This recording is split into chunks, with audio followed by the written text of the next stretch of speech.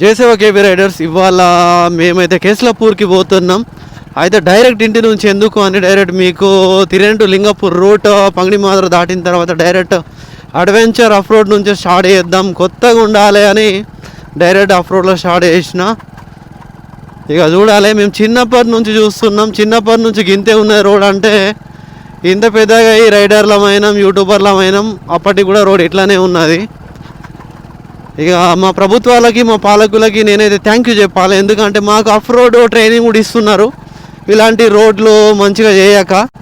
ఇక నేనైతే అట్లానే అనుకొని హ్యాపీ ఫీల్ అవుతా, కానీ ఇక నెగిటివ్గా కామెంట్ చేయడం, ఎవరినో విమర్శ చేయడం అనేది ఇక వదిలేసిన.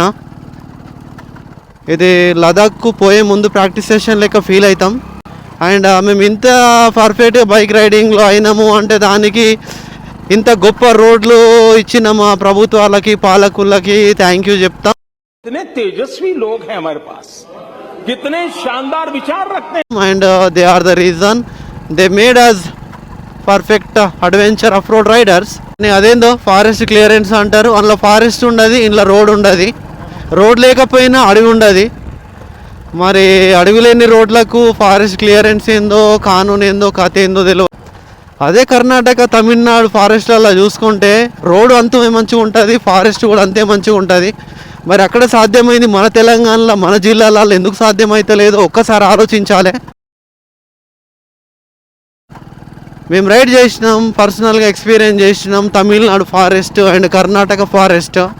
అక్కడ పెద్ద పెద్ద 10 ఇంచ్ 12 ఇంచ్ మొట్లు ఉన్న చెట్లు ఉంటాయి. మరి అక్కడ ఎందుకు ఉన్నాయి ఇక్కడ ఎందుకు లేవు అనేది ఒకసారి కామెంట్ చేయాలి మీరే. అండ్ బ్లాక్ ప్యాంథర్ అంటారు, నల్ల చిరుత పులి కర్ణాటక తమిళనాడు అడవులలోనే ఉన్నది, మరి తెలంగాణ అడవులలో ఎందుకు లేదు? ఈడ చిరుత పులి లేదు, అడవి లేదు. మేము ఇప్పుడు అమాస పుణ్యం కత్తాం కాబట్టి నాకు పెద్ద ప్రాబ్లం లేదు, మేము ఆఫ్ రోడ్ రైడ్ ఎంజాయ్ చేసినాం అనుకుంటాం, అంతేగా అంతేగా. కానీ రోజు ఓట్లేసి ప్రయాణించే ప్రజల పరిస్థితి ఏంది అంటే వాళ్ళు ఏదో ఆశతోటి నమ్మకంతో ఓటేసిన ప్రజల పరిస్థితి ఏంది అంటున్నా. దీని మీద రోజు ప్రయాణం చేయాలంటే ఎంత నరకంగా ఉంటుంది. కాబట్టి ఇక అది ఎప్పుడు మారుతుందో ఎవరితోటి మారుతుందో తెలియదు, కానీ మారాలి, మార్పు రావాలి, మంచి రోడ్లు రావాలి. నా ఆవేదన, నా ఆలోచన, నా అభిప్రాయం చెప్పిన అద్భుతమైన ప్రయాణం తర్వాత జైనూర్కి అయితే రీచ్ అయినాం. ఇప్పుడైతే టీ బ్రేక్ తీసుకుంటాం.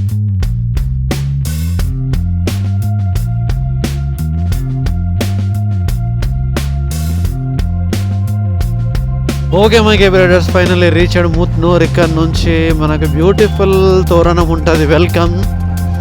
ఇక్కడ నుంచి లెఫ్ట్ తీసుకోవాలి.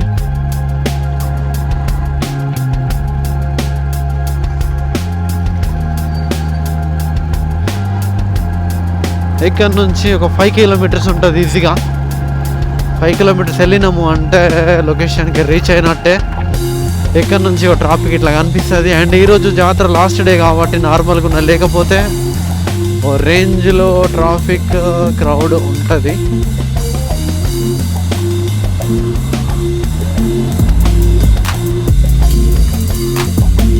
లొకేషన్కి అయితే రీచ్ అయినాం. లోపల ఎందుకు ట్రాఫిక్ ఉంటుంది, దిమ్మక్ ఖరాబ్ అని ఇక్కడ బండి పెడుతున్నాం.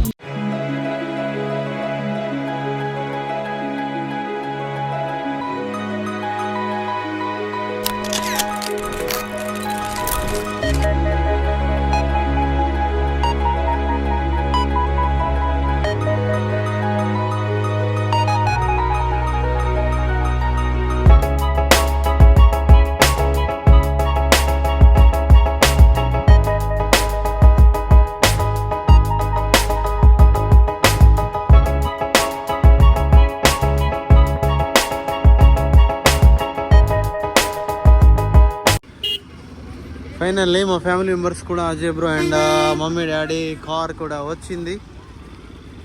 ఇక్కడ నుంచి ఒక ఈజీగా 1 km ఉంటుందా, 1 km అయితే వాక్ చేయాలి టెంపుల్కి రీచ్ కావాలంటే.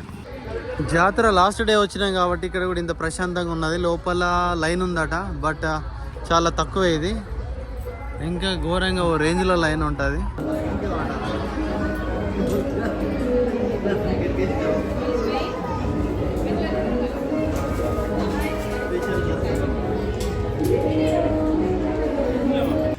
సక్సెస్ఫుల్గా హ్యాపీగా దర్శనం అయింది. మా మిత్రుడు జగదీష్ అన్న కలిసినాం, ఫీలింగ్ వెరీ హ్యాపీ. సో అన్న ఉండుతో అయితే ఇంకా దర్శనం ఇంకా బాగా జరిగింది, చాలాసేపు ముచ్చట్లు పెట్టుకున్నాం కూర్చొని. So feeling very happy. And so మళ్ళీ కలుద్దాం జగదీష్ అన్న, మళ్ళీ కలుద్దాం. ఎప్పుడు ట్రావెలింగ్ చేస్తూనే ఉంటాడు అన్న. అండ్ ఆన్లైన్లోనే మాకు కాంటాక్ట్లో ఉంటాడు, ప్రతిసారి కేసులపూర్కి వచ్చినప్పుడే కలుస్తాడు, నార్మల్ టైంలో కలుస్తలేడు. ఓకే, మళ్ళీ కేసులపూర్ కాకుండా నార్మల్ టైంలో కూడా కలుద్దాం జగదీష్ అన్న, తప్పకుండా కలుద్దాం. అండ్ ఓకే, మళ్ళీ కలుద్దాం. ఇప్పుడు మా డాడీ డాన్ మాట్లాడాలి, మంచి సందేశం ఇవ్వాలని కోరుకుంటున్నా. నాన్న చెప్పండి. ఈరోజు కేసరాపూర్ జాతర సందర్భంగా కేసరాపూర్ దర్శనానికి వచ్చినాం. నాగోబా ఆలయం వెళ్ళి దేవుణ్ణి నాగోబాను దర్శించి చాలా ప్రశాంతంగా బాగా దర్శనం జరిగింది, చాలా ఆనందం వచ్చింది. తర్వాత ఆ నాగోబా ఆశీర్వాదములు తీసుకొని వచ్చాము. ప్రతిసారి దేవుని దగ్గరికి వచ్చి నాగోబా దేవుడి యొక్క ఆశీర్వాదం తీసుకుంటూ ఉంటాం. ఈసారి ఎలా అవుతుందో అనుకున్నాం, చాలా బాగా దర్శనమైంది. ఆ దేవుడి ఆశీర్వాదాలు మా పైన అందరిపైన బాగుండాలి అని కోరుకుంటాం.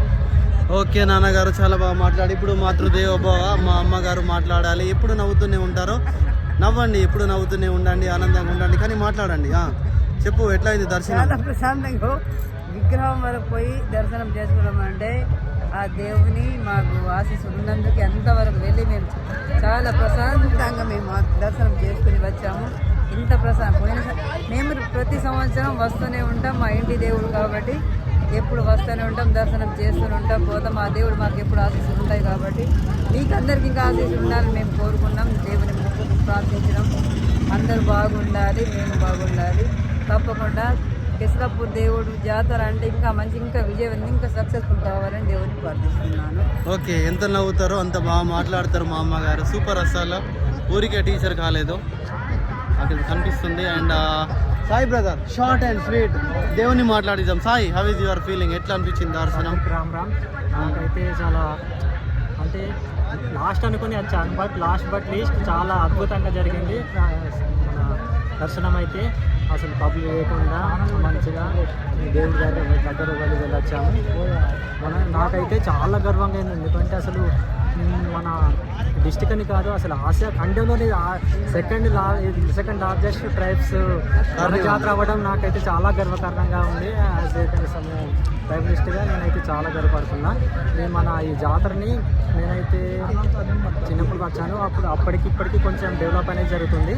ఇప్పటికీ కూడా చాలా అసలు చూస్తే మన అన్ని ఫెసిలిటీస్ ఇక్కడ వస్తున్నాయి, ఇంకా కూడా రావాలని కోరుకుంటూ, తర్వాత ఈ యొక్క నాగోబా బ్లెస్సింగ్స్ అనేది మీకు అండ్ మీ ఫ్యామిలీ అందరికీ కనీసం ఉండాలి. తర్వాత ఏమో నేనైతే ఎవ్రీ ఇయర్ ఇక్కడికి వచ్చి దర్శనం చేసుకుంటున్నాను. ఈ ఇయర్ ఏమవుతుంది ఏమనుకున్నాను, సడన్ సర్ప్రైజ్గా వచ్చేది.